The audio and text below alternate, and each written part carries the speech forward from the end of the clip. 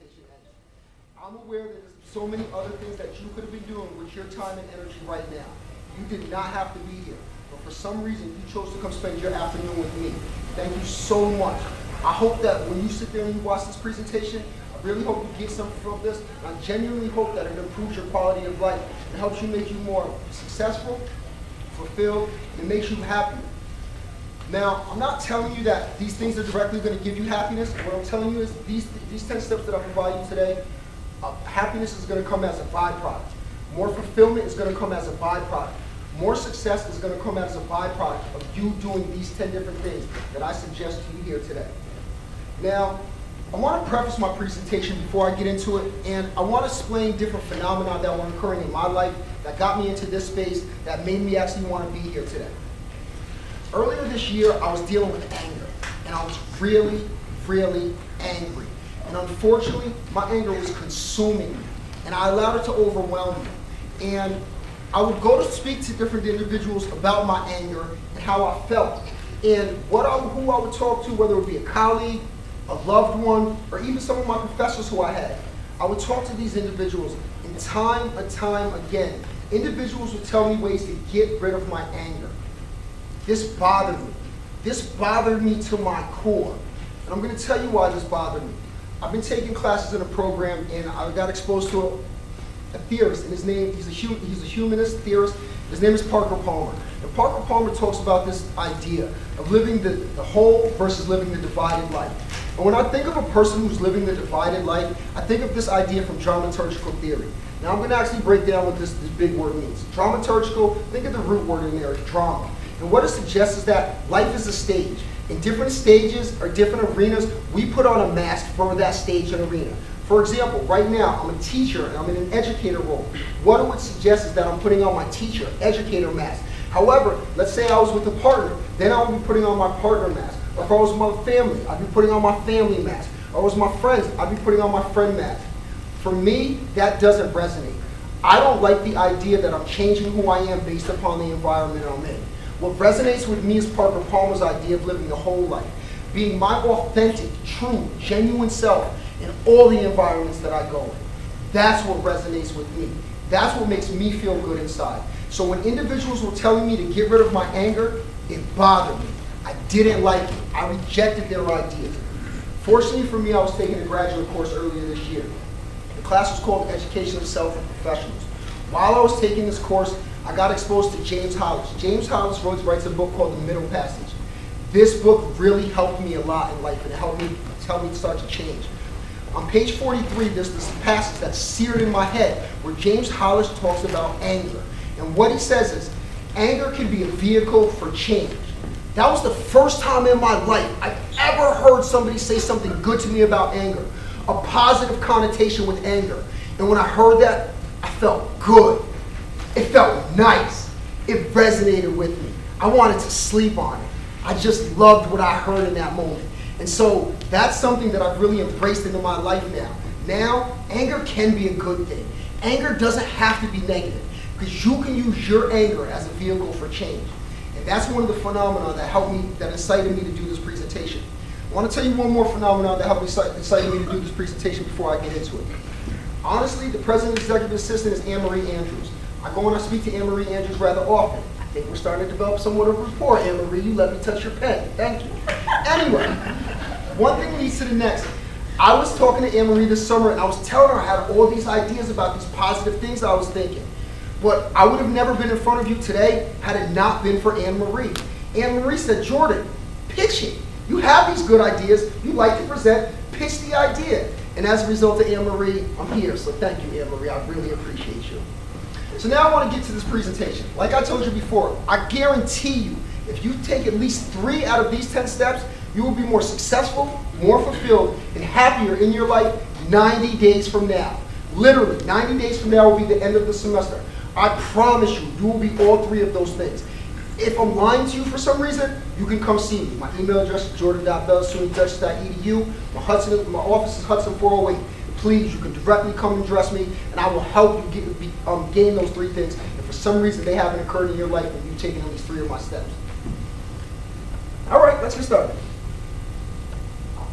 So the first thing that I want to talk to you about is I want to talk about taking responsibility for your actions in life. Now, when I talk about all these different ideas, what I want to do throughout my presentation is I want to credit my sources. So previously in life, I did not take responsibility for my actions. I remember going to high school and I was just somebody that went through the motions. Things would happen and I felt like I didn't have much control over them. Sometimes things happened to me, but I wasn't that worried about it. It didn't make me upset. I was just going with the flow and going through the motions. However, after I went to college, I didn't do well, and then I decided I didn't want to sit home, so I went to the military. And when I went to the military, I learned really quickly that I had to take responsibilities for my actions. I was finally in a space, in an environment where I couldn't just push things off to the side, where I couldn't just do whatever I wanted to do. I had to get in line, or there was going to be severe consequences to my actions. So as a result, I started to learn to take responsibility for my action. And once I did, my life became better. My quality of life significantly improved ever since the day that I started to take responsibility for my actions. Actually, you can do the first clip for me, please. So now, when I think, show the first slide. No, the slide. It's okay, don't worry about it. So when I think about this idea of taking responsibility, you can show the first slide. Taking responsibility for your actions, I think about individuals so often playing this idea of playing the victim. So often individuals are saying this happened to me as if they had no control over what happened. I'm somebody, I don't like the idea of playing the role of the victim. I like to take agency in my actions because I have power. I have authority. I don't let things happen to me. I make them happen. And that's what I like to think about. And then when I think about this whole idea of victim versus creator, what creators do is they ask, what could they have done?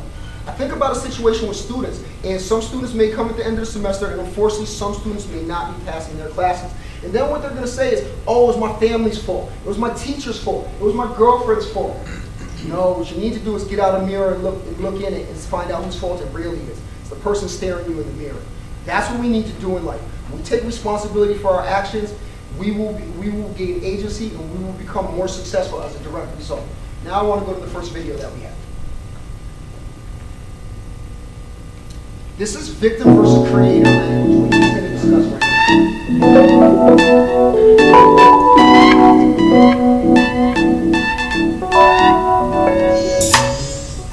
Here's some of them. It's not easy. Well, if it was easy, everyone would be doing it, and if everybody does it, who's the hero? I don't have the time. How about recording 3 of the television shows you watch and see if you have the time then? I'm tired. Because everyone else that succeeds is never tired. They work less than you do, they have less kids than you do, and a lot less problems too. It's too late, and I'm too old. Might as well draft your will then. I got kids. So you're saying your kids are the reason for you to fail. If not for your kids, for who? Your kids should be your motivation to move forward, not the reason to stop. I'm still thinking about it. Because indecision will get you there, right? I don't have the money. Thank goodness for cable television, beer, cigarettes, and that $5 coffee you drink every day. If I do something, I'd rather do it full force or not at all. Ah, so you'd rather have no success than a little bit of a time. Gotcha. I want it, but I don't think it will work for me. I'm afraid of failing. On and on and on. And the best ones, You don't understand. maybe they don't. But if they did, are you going to accomplish them? If they understand, will you do it? Add the following questions after this sentence. If you want it bad enough, how can it be easier for you to do it? How can you make the time? How can you do it even when you're tired? How can you succeed even when you think it's too late or you think you're too old? What can you do for it to work for you? If you want it bad enough, what has to be done for you not to fail? If not full force, how much time can you invest in order to see progress? What are your options? What must you do to get the money or make more of it? The solution to all your accomplishments lie on the reality of what you must do in addition to what you're currently doing, regardless of how uncomfortable it feels. And what things must you sacrifice regardless of your circumstances in order to see what you want come to life. It can all start happening right now with one single question. How bad do you want it?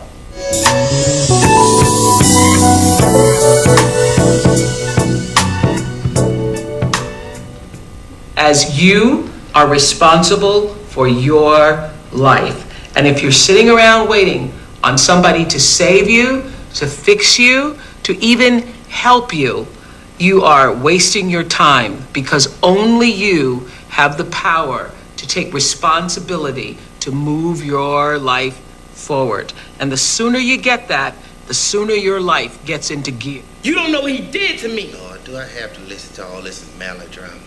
Is there something wrong, Miss Simmons? Huh? Is there something wrong? I'm sorry, Reverend Doctor, Bishop, Preacher Lady, whatever your name is. I don't agree with all of this stuff. I hear what you're saying about forgiveness, yes. You're supposed to forgive people. But this child over here talking about what her daddy did. Honey, your daddy is somewhere living his life and you on lockdown. Honey, you in jail because of what you did. Learn how to take some responsibility for yourself, for your own stuff. I can't stand folk want to be the victim. This person did this, that's why I'm this way. Everybody in this place got a story. Your mama and your daddy done gave you life. That's all they were supposed to do. No matter how good, how bad the life was, it's up to you to make something out of it. Suck it up and shut the hell up.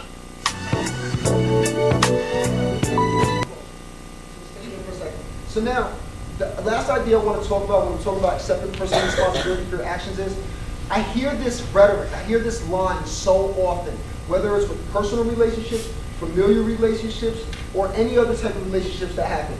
You made me feel this way. That statement bothers me to my core. That's a statement that victims me. That's a victim statement. When I hear the idea of you made me feel this way, I say no. You don't have control over my emotions. You don't have control over my actions. I have agency. I have the power and control. No one can make me feel a certain way unless somebody literally gets up and punches me in the throat or causes me some other type of physical harm. You cannot make me feel anything.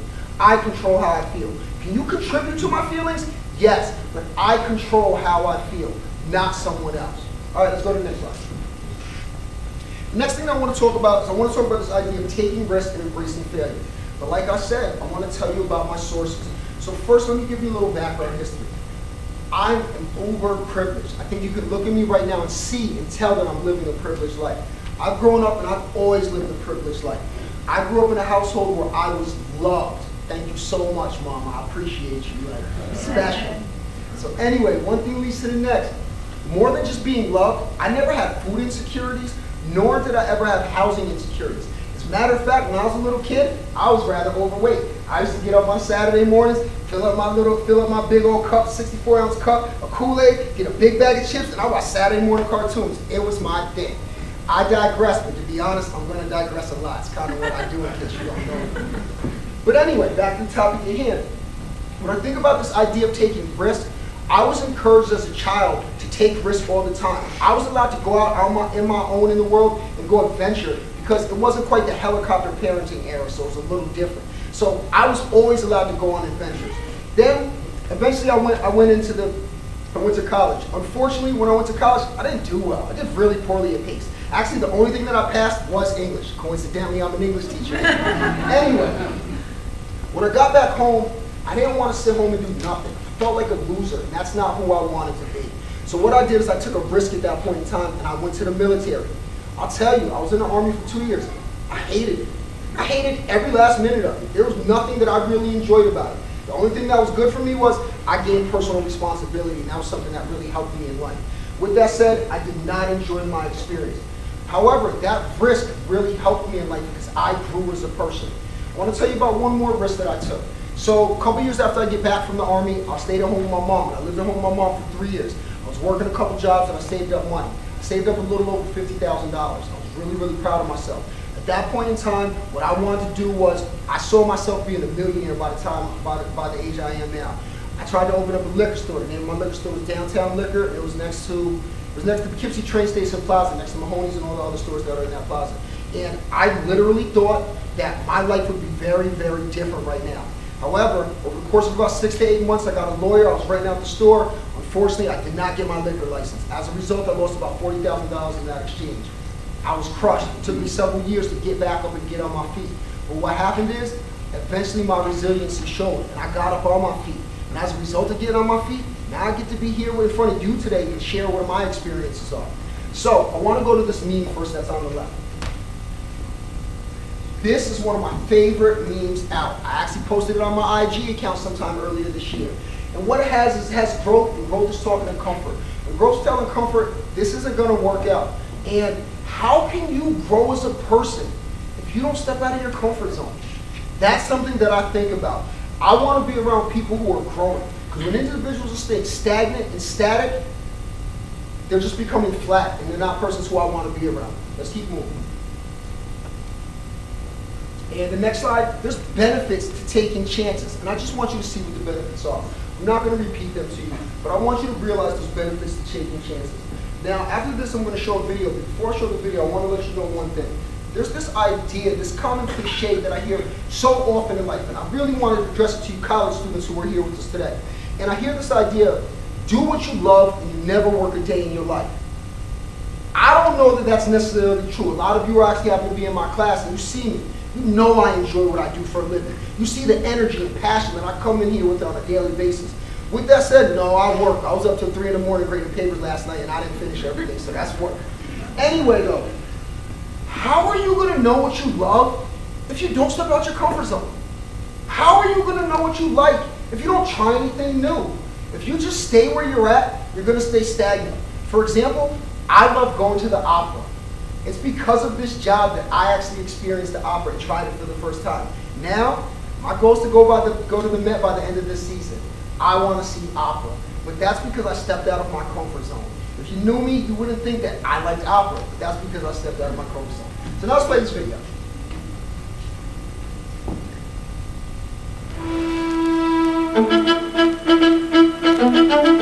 You want to know the secret to victory? Fail to make the varsity team. Start your career as a walk-on. Go 3-13 your rookie season. Lead the league in interceptions. Take a perfect team and blow a perfect season. Spend 108 years as a lovable loser. Serena denied a shot at history by an unseen loophole. Be on the wrong side of the biggest upset in your sport. You really want to know the secret to victory? And heartbreak for Matt Ryan, who is in utter disbelief. Defeat. Come on, one more. Sit up. Yeah! All right, again. Make defeat your fuel. Make defeat your fuel. What you gain when you fail, when you finally get back up on your feet, and whether it's a day later, a year later, or 10 years later, you gain resiliency. And when you start to become more resilient, you start to bounce back quicker. And then when you become more resilient, you know what you really gain? Further appreciation for your future successes because it wasn't just handed to you. That's what failure does. Failure makes you stronger. It's really true. Let's go to the next slide. So the next idea that I want to discuss is this idea of setting goals and making lists. When I was a child, I remember going out with my mom and doing a whole bunch of things. We used to go to the grocery store. My mom would have things to do. She always had a list in her hand. She would cross off things. Actually, right now in this moment, I'm not talking about it. I'm being about it. I have a list of the things that I want to discuss with you all today. I like lists. They make me feel good. They make me feel comfortable. Now, the reason I like to talk about setting goals is setting goals gives you a direction in life. Without setting goals, I feel like individuals are just wading in the water and they don't know where they're going. They don't know if they're going to shore. They don't know if they're going deeper. They don't know if they're going to some island. They're just sitting there wading in the water. Maybe even waiting for some shark to eat them. Anyway, when I think about this, I think about goals. I think about 4 metrics to a goal. These metrics have kind of been seared in my head. Goals should be measurable, achievable, challenging, and there should be a time frame to them. Now, does that exactly say that? No, that graphic up there aligns with those 4 metrics that I've been discussing. So now, I actually want to give you a hypothetical goal so we can actually measure it by these 4 metrics. When I have a hypothetical goal, I think of myself, 5'9", I'm 160 pounds soaking wet. So I say to myself, I probably could use to put on some muscle. So let's say I wanted to gain 15 pounds of muscle. My goal would be to do that over 6 months. That's roughly about 3 pounds a month. I think that's something that might be able to happen. So the first thing is, I have a time frame. Is it achievable? I think persons in this world have gained 15 pounds of muscle in 6 months. I think they've gained a lot more. But considering that I haven't worked out in a long time, it's probably going to be challenging. There's the next metric. Is it challenging? And then the other thing is it measurable? I can weigh myself now, and I can take my BMI, which is my body mass index, and find out exactly how much muscle I have now. And then 6 months down the line, I can do the same exact thing, and I can measure this. Those are the 4 metrics of a goal, and that's how you set goals. And one reason I love making lists, I feel like lists are like creating mini goals or creating short-term goals. Because something that I love about my list, at the end of the day, I'm going to sit home and I'm going to look at what I crossed off. And I never get everything done on my list. Like literally, never get everything done on my list. But that's okay, because when I see things crossed on my list, and I sit home at the end of the night, I feel accomplished. I feel like I did something. I feel like my world is a better place because I got things done. So that's why I really like this whole idea of setting goals and making lists. Let's move forward to the next topic. So now, this idea and the next 3 ideas come from Don Miguel Ruiz. They come from his book, The 4 Agreements. And I'm actually going to end up telling you the 4th agreement when we get to the last slide from Don Miguel Ruiz. Now, when I think of this idea of don't making assumptions, I feel like so often in life, we cogitate and we get caught up in thinking about what might have happened and what might be going on with other people. And we run with these crazy scenarios in our head. I've been guilty of it. I ran with these crazy scenarios in my head. But you know what happens so often with these crazy scenarios that we run with in our head? We don't have any concrete evidence. At best, we have circumstantial evidence. And I'm not telling you circumstantial evidence isn't admissible in your mind. But what I am telling you about circumstantial evidence is you're not 100% sure. With concrete evidence, you know you don't have to worry. And one way to stop worrying or wondering is ask questions. Literally go up to people and ask them. That's why we can dispel misnomers. And you don't have to have all these negative thoughts in your head. Now, mind you, I can't control if somebody lies to you. But your intuition will hopefully start to tell you that, and you'll catch the vibe. Now, what asking questions does is it eliminates confusion. Please go to the first slide.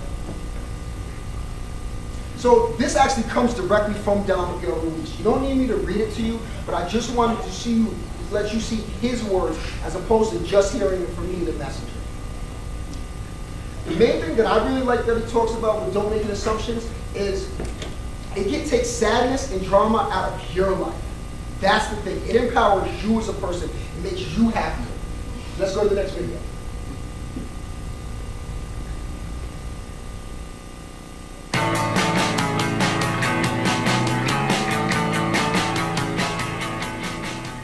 The way we now have to work, which I think might be a little bit different from, say, 10, 15, 20 years ago, is that I think we have to get rid of all the assumptions that we might have, especially in the context of the marketing, advertising, technology, creative industry.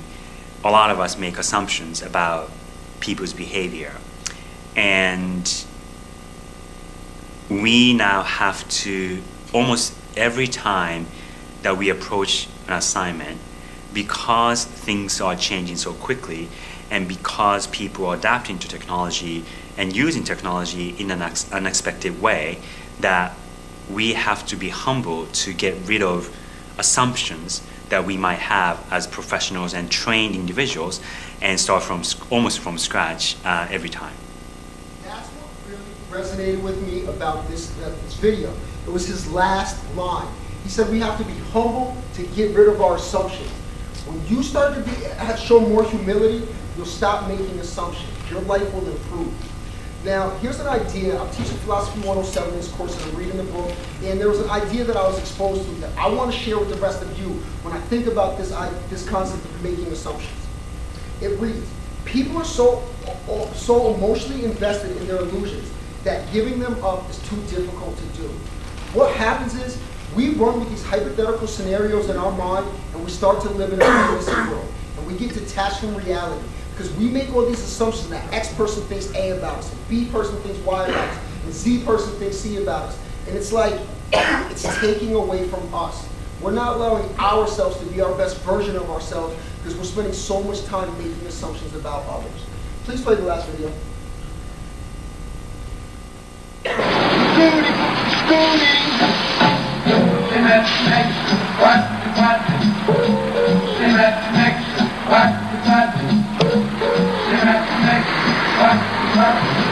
Baby, concrete. First, you get some gravel, pour it in the bowl. Mix a mess of mortar, you add some empty water. See the mellow-rooney come out, slurp, slurp, slurp. Cement mixture, putty, putty. Cement mixture, putty, putty. Cement mixture. Who wants a bucket of cement? Kom je even meespelen? This is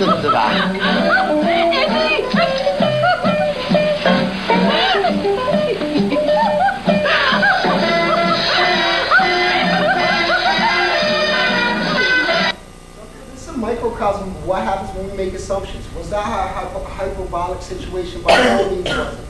But what happened right here is the person thought a significant other was cheating, and no, she won a sweepstakes. Like the whole family was winning, but he thought his partner was cheating. Now, I want to go on to the next idea. Totally next slide. Thank you so much. Next idea is don't take things personally. Actually, you can already start to show the first slide on the left. So now, in not taking things personally, I want to give you a hypothetical example of this idea so you can better understand it. First, I want to tell you the reason you should not take things personally is because it takes away from you.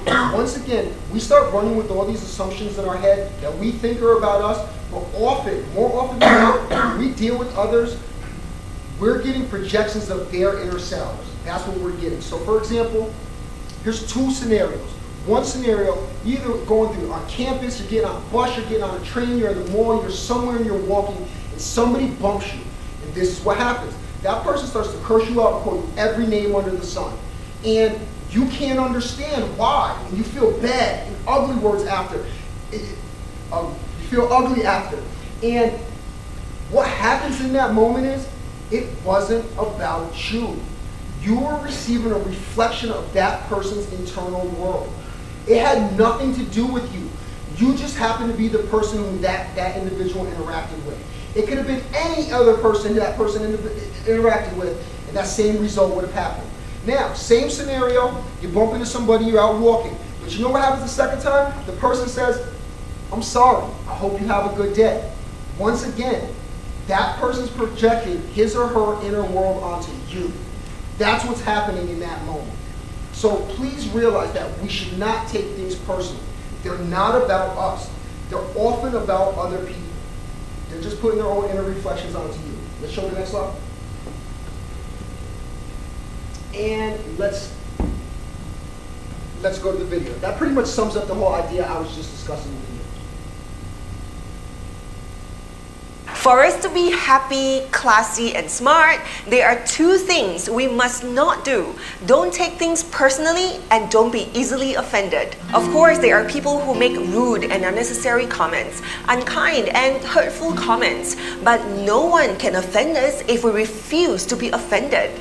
People's words are just words. We are the ones who give any meaning to it. If someone calls you crazy and you know you're not crazy, you'll just shrug and move on with your life because you know it's not true.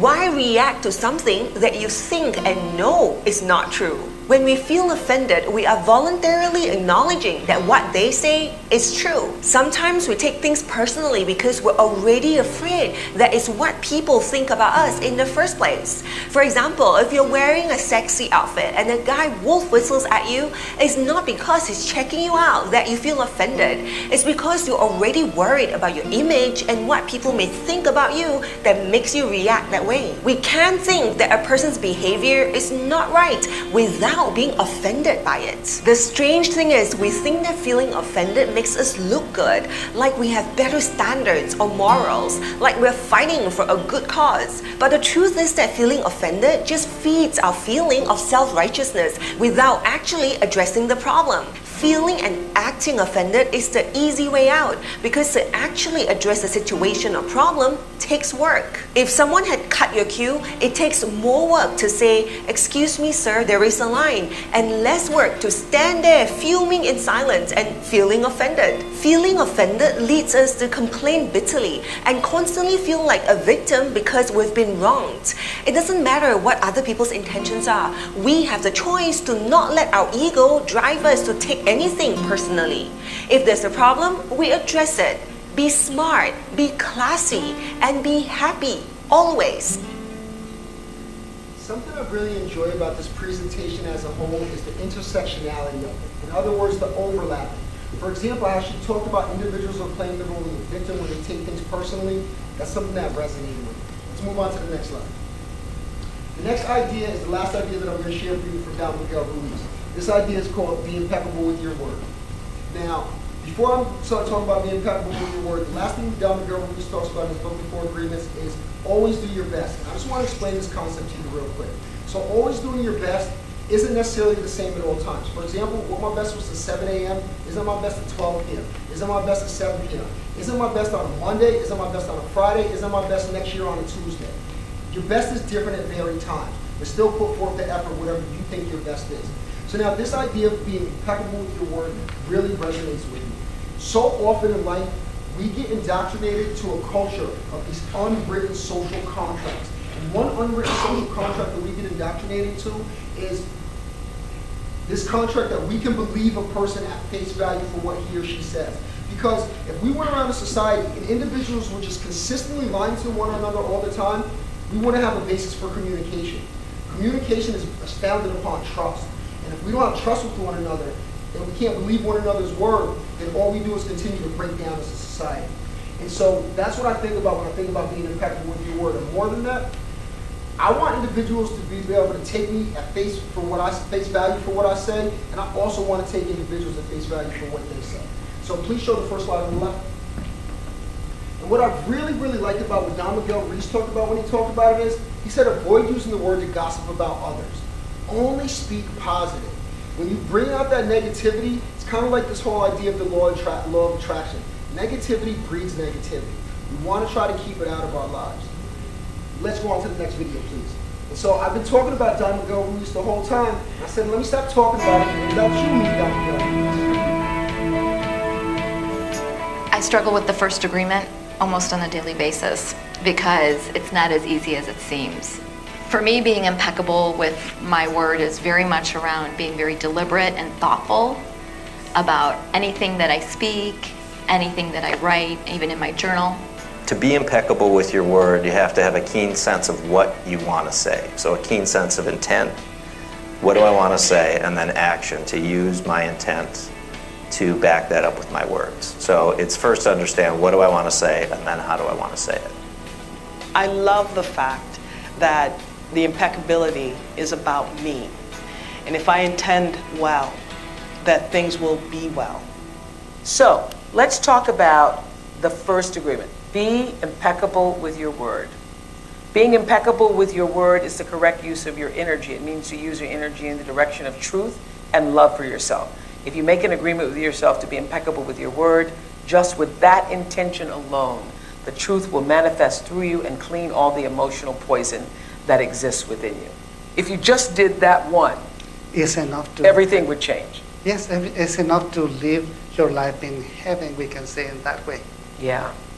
You know, I was thinking about that this morning, and because I knew I was going to be talking to you, it was one of the reasons I was late and the whole day is because I had said to myself, I'm going to work out 30 minutes.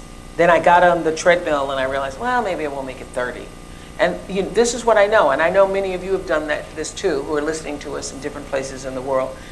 You are far more impeccable. I find this for myself. I'm far more impeccable when it comes to other people than I am to myself.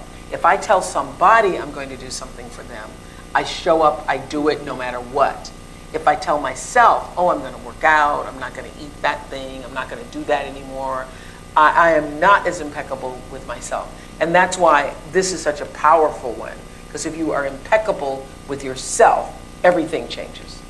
Yes, we can say that whatever we want to change, first we need to start with ourselves. Yeah.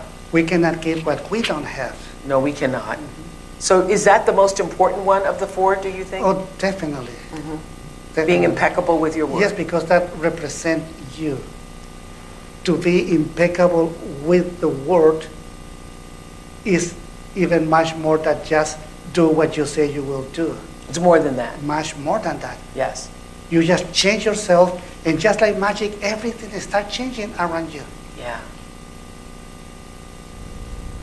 So I wanted you to hear from him as opposed to myself, because there's something about his spirit that conveys the message in a much more effective way than I think I do. So now what I want to do is, I want to get to my favorite part of this presentation. Let's go to the next slide.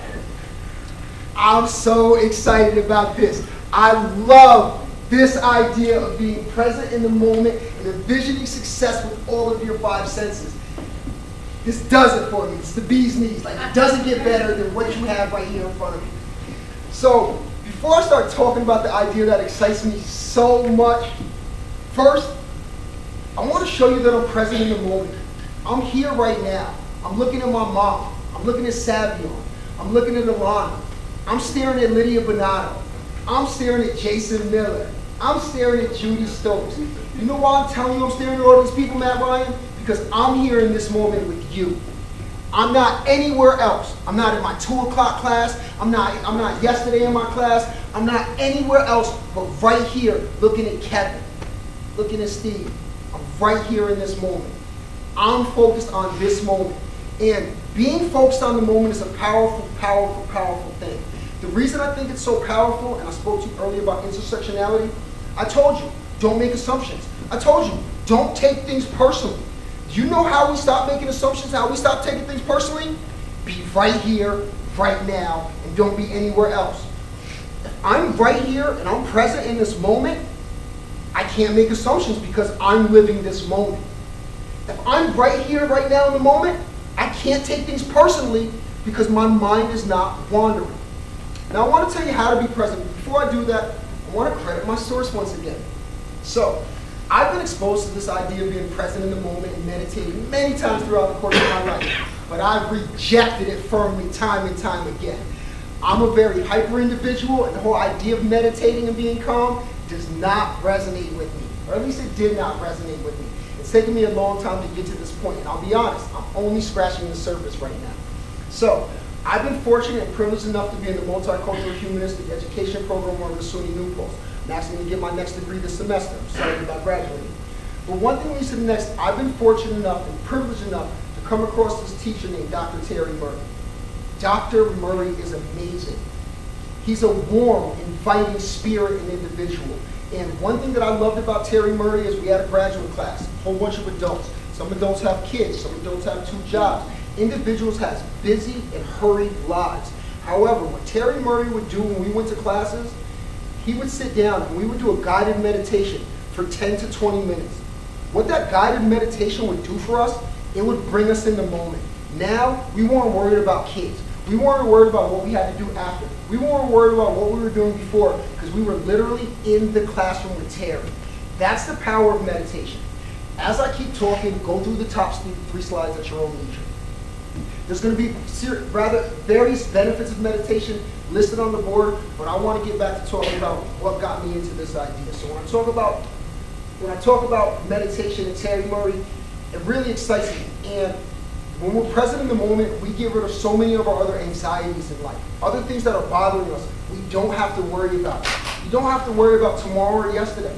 You can just focus on now. Your life, your quality of life will significantly improve when you're right here, present in this moment. Go to the next slide. Some more benefits of meditation: reduces stress, memory. What I really like is attention span. When you learn how to meditate, you learn how to improve your attention span. Go to the next one.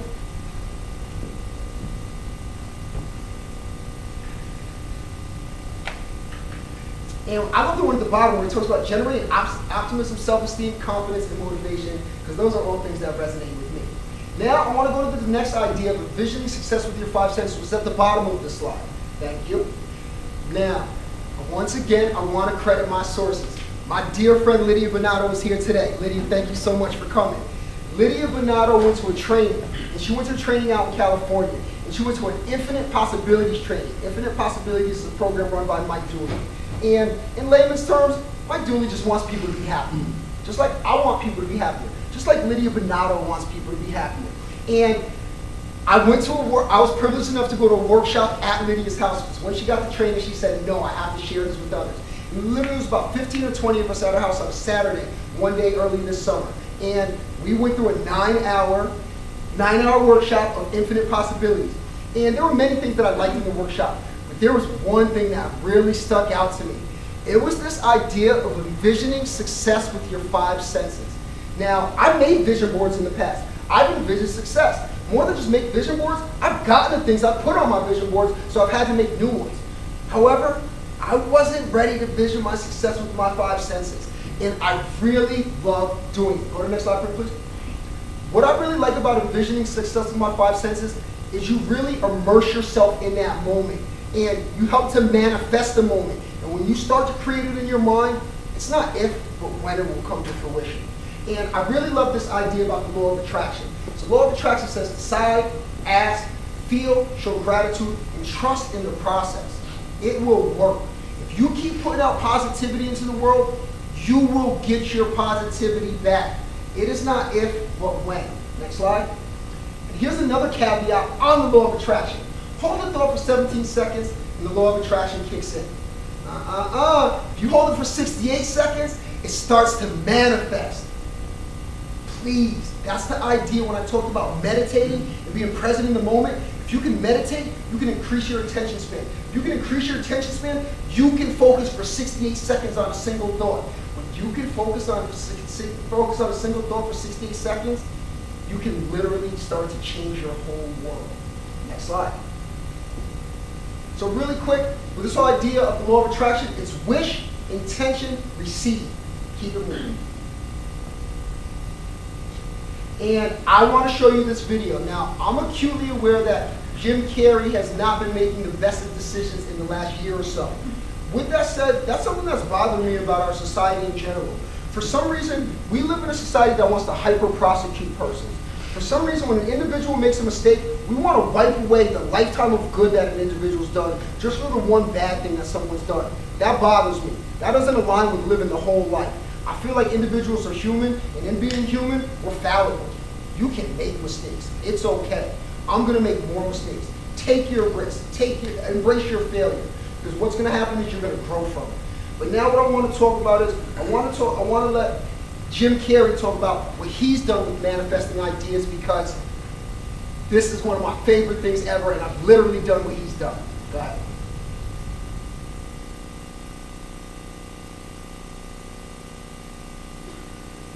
In life, everybody around you is a teacher for you. If you're in a bad relationship right now, you are a student of how to have a better relationship. If you're in a bad situation with your boss, that is a teaching situation for you to learn how to get yourself a better boss.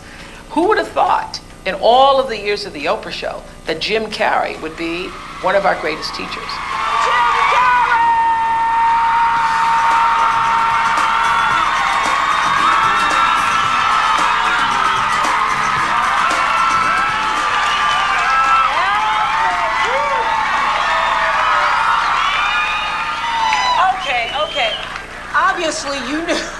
Obviously you knew somewhere inside yourself that you were destined to be famous, because I think it's really a marvelous thing, that visualization thing you did. Do you all read about this or hear this? That you used to go up on Mulholland Drive and park every night and visualize seeing yourself as...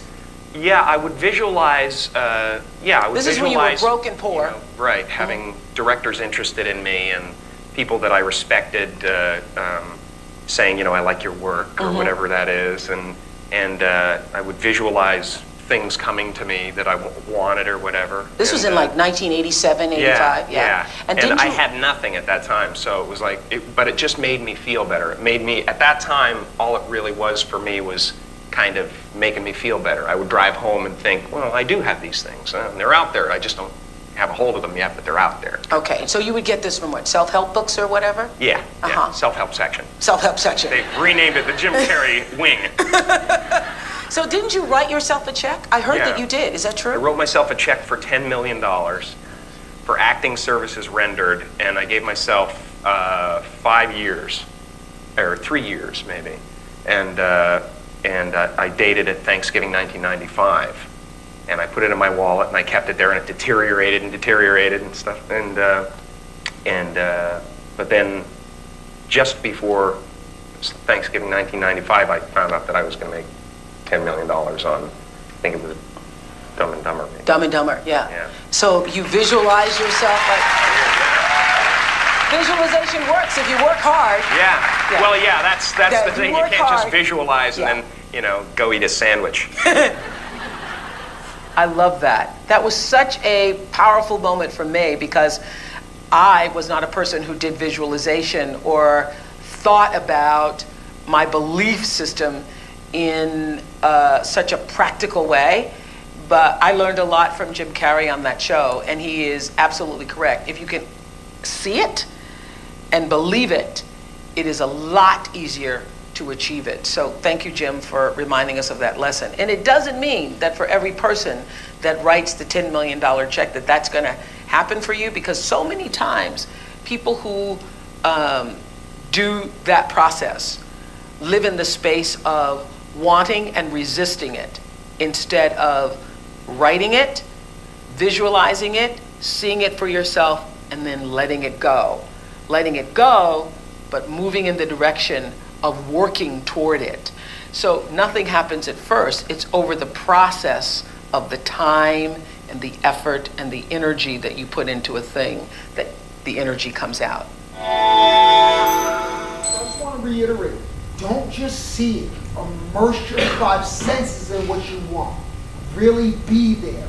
It will help you manifest what you want and get the things that you want. Let's go to the next slide. Now, I only have a couple ideas left, and thank you so much for your time so far today. I have 3 more to get to. So, this idea of volunteering and giving back is really amazing. When I think about volunteering and giving back, a lot of individuals like to think about Martin Luther King or Gandhi or Mother Teresa. They want to do it on this large scale. No. It doesn't have to be on a large scale.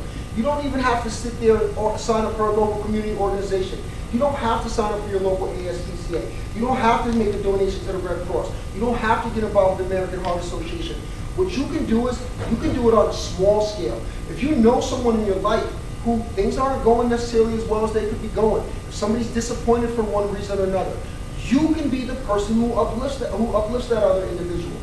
You can give back. You can offer someone your time. And when individuals get time given to them, that's the best thing and the most valuable thing that we can often offer individuals. And also, when we give back, what oftentimes happens is we increase our gratitude and our appreciation for our lot, what we have in life. Now, there's actually tangible benefits as well. Let's go to the first slide. I'm not going to tell you everything. You can read some of the things that are going on. But one thing I really like to think about is career-wise. I'm trying to teach you how to be more successful. When you give back, you know what happens? You get to create a little column on your resume now. That column is called community service.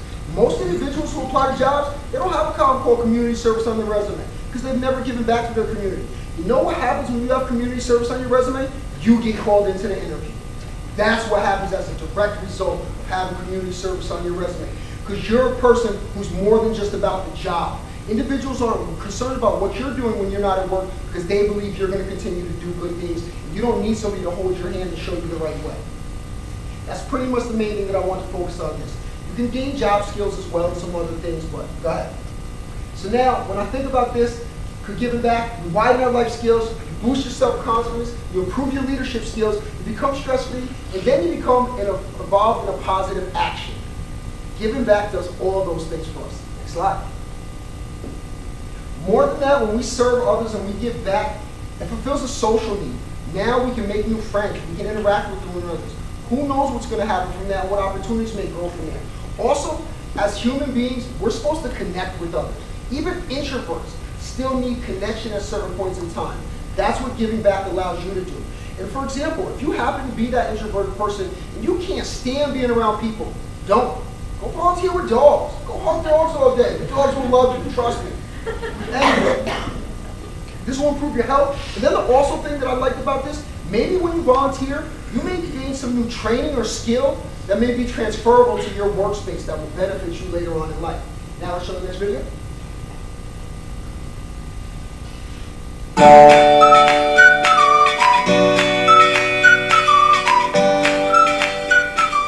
Sensitivity. Future. Personal development. Democratic participation. Solidarity. Giving. Civic engagement. Pacifism. Cooperation. Caring. Inclusion. Receiving. Sharing.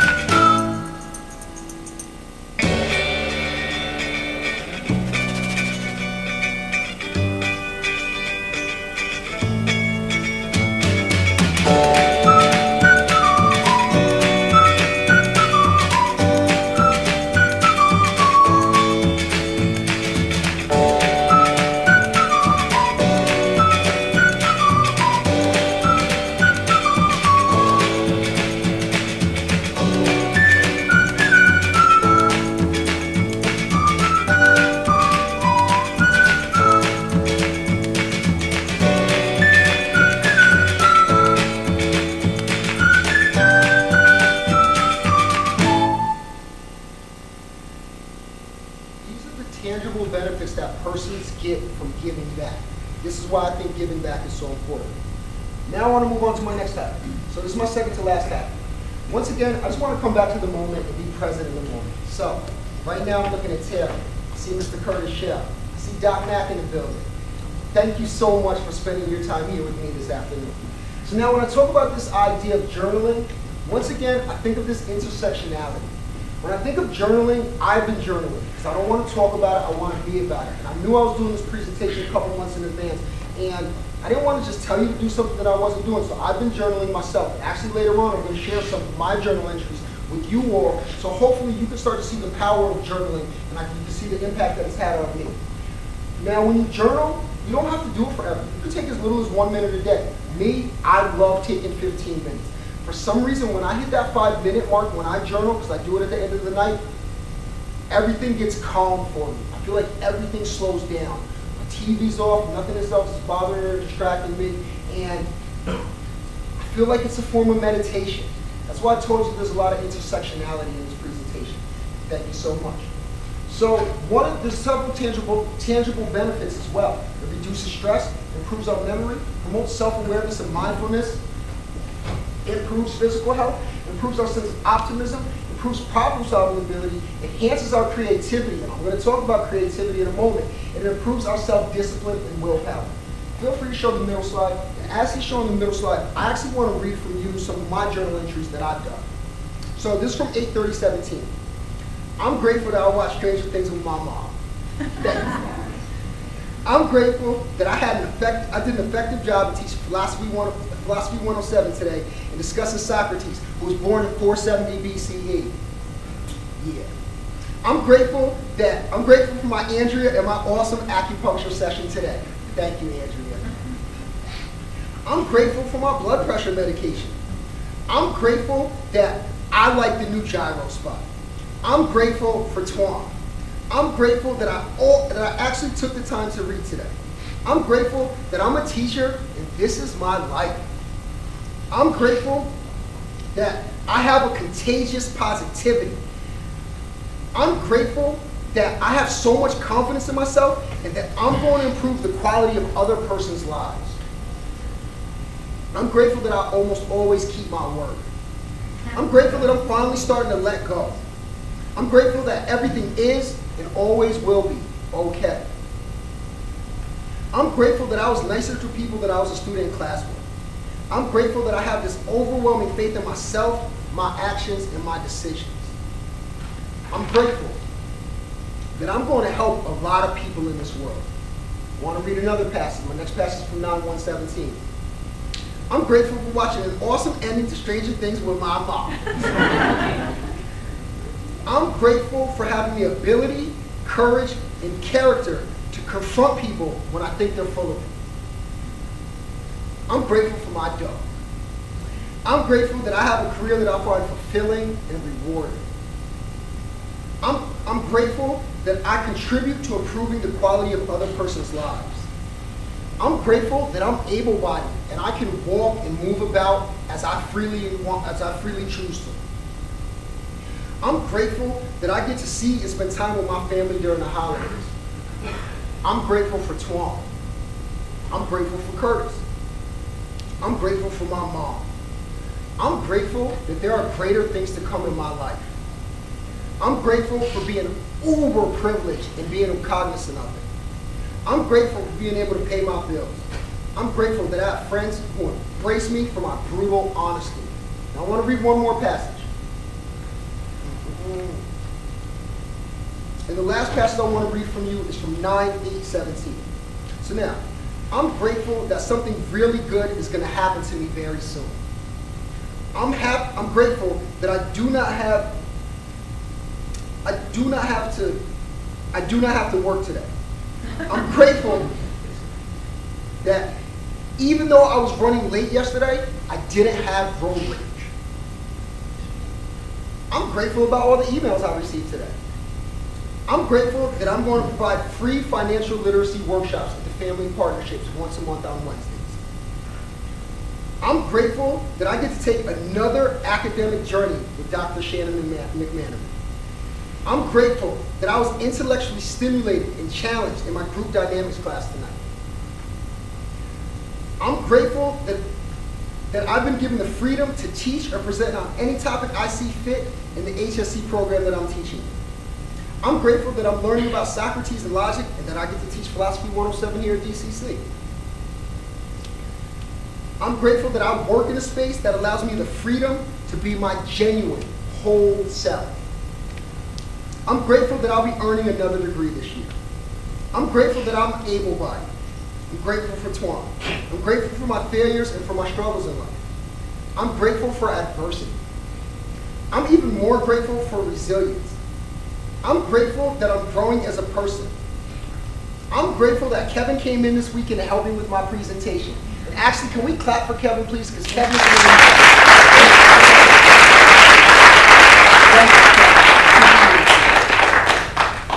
And then, I'm grateful that I get to be me and that this is my life. And the reason I wanted to share that with you, I want to smile right now. I feel good right now. When I go back and I reflect upon my gratitude journal and I read it at the end of the week, not only did it provide me meditation and relief in the moment that I actually wrote it, no, when I was done, I realized how fortunate I've been, how appreciative, I became more appreciative of my current lot in life. And that all happened as a direct result of me creating this gratitude journal. Gratitude journals are amazing. We're actually experimenting with it in my 092 class. I suggest you all experiment with gratitude journaling and see the positive and profound impact it can have in your life. Let's go to the next video.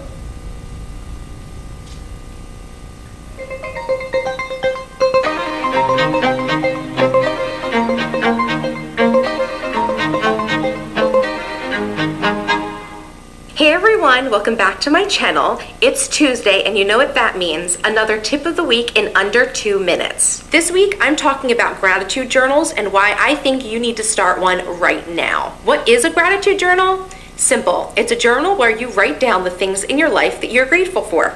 That's it. Gratitude journaling has had such a positive impact in my life, and that's why I'm so eager to share its benefits with everyone else. Did you know that writing in a gratitude journal for 5 minutes a day positively impacts your well-being by more than 10%? That's the same amount of positive impact that you would get in your life if your salary were to all of a sudden double.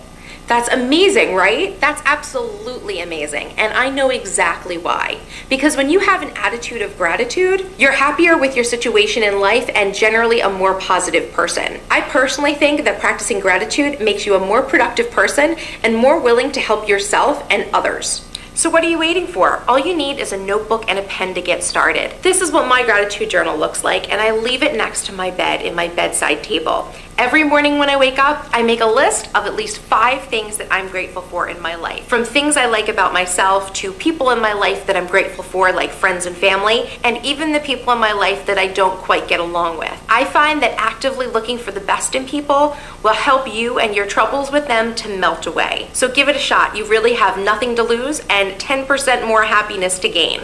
So get on that stat. Thank you so much for watching, and I hope you enjoyed today's tip. Leave me a comment down below to tell me what you think about gratitude journaling, or feel free to send me a tweet, or feel free to leave me a message on my Strange and Charmed blog Facebook page. As always, all my social media links are down below in the description box. Make sure to give this video a like, and I'll see you guys in the next video. Bye-bye. Right here to show you guys, and this has really been... So selfishly, what I really hope is that you all start to do gratitude journaling. And if you do start to do gratitude journaling, please come and speak with me a month after you started and tell me what your experiences are and how you feel about it. Now time for my last idea of the day. Let's go to the last slide. The last idea is exploring the expressive arts. Now let me tell you where I got this from. Because honestly in my life, I'm a very, very analytical person. I've been analytical my whole life. I want to analyze ideas, deconstruct them, break them down. I want to figure out things, and that's always who I've been. I'm a thinker. I take pride in that. However, in me being a thinker, I've just learned this summer that I'm not living the whole life. I'm rejecting a part of life where I shouldn't be rejecting it. I need to tap into my creativity. And by being so analytical, I rejected my creative side. No, I have to stop doing that. And I'm not telling you it's a 50-50 balance, but I am telling you you need to create some type of balance. So now, when I think about this idea of exploring expressive arts, let me tell you where I got it from. I took a class this summer called Exploring Expressive Arts for Social Justice. And what we did is we literally drew our feelings, and we would use these masks, and one side would show oppression, and the other side would show liberation. And what we would do is we play with clay and other type of mediums, and we would build bridges to oppression and see how we could bridge the gaps and divides that we have in life. And at first, I thought it was a little hokey. I thought it was a little kumbaya. But after a while, no, it resonated. It felt good. I realized that by tapping into my creativity, it allowed me to sit there and contribute to other causes and be a more complete and whole person. So when I think about these ideas, Kurt Vonnegut is somebody who comes to mind, and one of my friends introduced me to Kurt Vonnegut. And when I think about this, make sure you create something. The expressive arts manifest in many ways. It could be creative writing, it could be singing, it could be dancing, it could be coloring, it could be drawing. Pretty much anything where you're creating. That's what the expressive arts is all about. When I look at this quote right here, the thing that really resonates with me is the line at the bottom. Anything that makes your soul grow. That's why creativity is so powerful and profound. It makes your soul grow. When I'm analytical, my soul stays small. When I'm creative, it gets big. Be creative. Let's go to the top video first.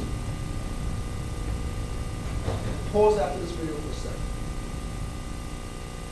Arts and crafts hobbies have been proven to focus the brain, lower stress levels, and leave the brain with a calming sense of clarity. I do art because it's very therapeutic and takes my mind off things. Like when I'm stressed, I plug in my headphones and then I just get in my zone. I don't really talk to anyone, and then I just go to work.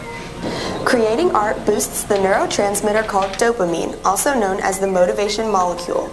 It helps you focus and concentrate and gives you a sense of accomplishment after completing a task. An increase in dopamine lowers the risk of mental health conditions like depression, PTSD, and Parkinson's disease. Coloring can bring a lot of benefits. I've seen a lot of research that shows it reduces anxiety, that it allows people to have more of a meditative state. It allows people to calm down, kind of focus on one task, especially in this very busy, hectic world we have right now. Sometimes to focus on one thing and just let the world kind of fade into the background is very helpful. Because some feel they are not artistic or creative enough to work with a blank canvas, an increasingly popular art trend is therapeutic coloring books. I feel very calm when I do art, and I like coloring books because it gets my mind off things, and it makes you focus on something else than what you're stressed about. This is Carly reporting for The Buzz.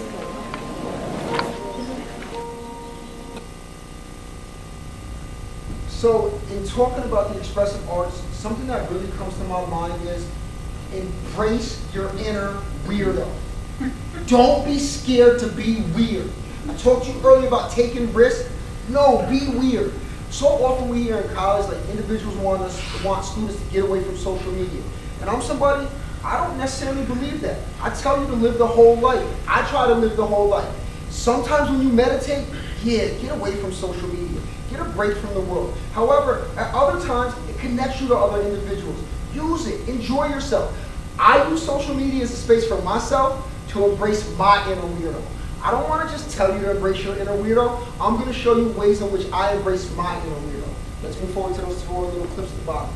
Yep, left to right, one at a time.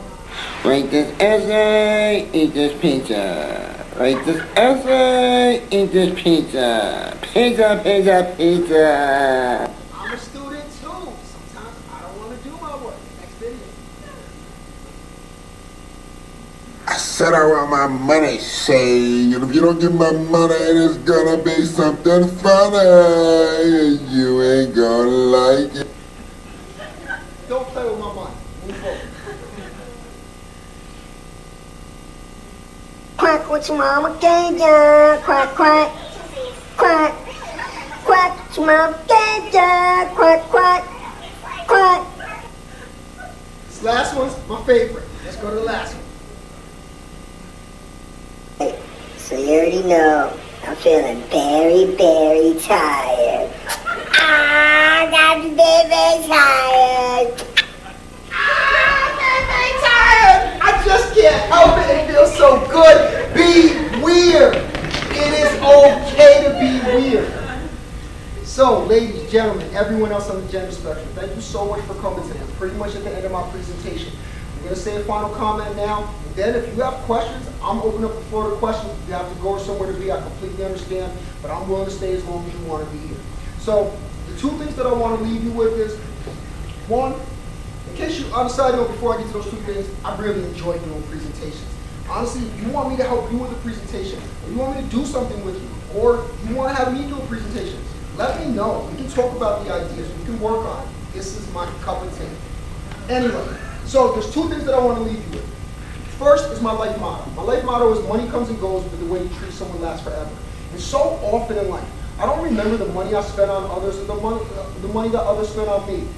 I often think about how people treated me, especially when they didn't know who I was, or they didn't think that I was doing as well, or in whatever arena that they thought I should have been.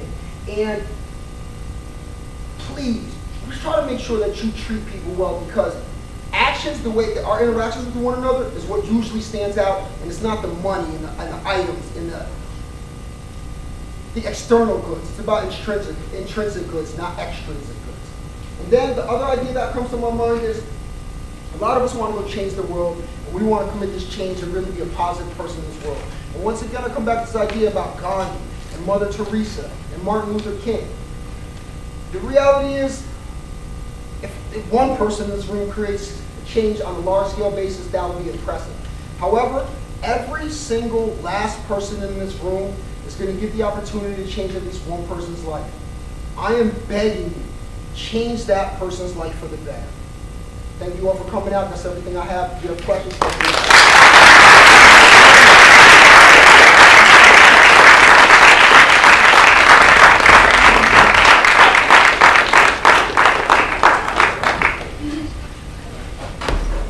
how about?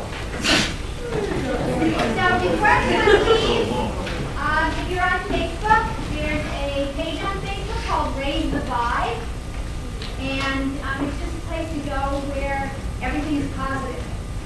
And it started with like 5 people and has 37,000 people now.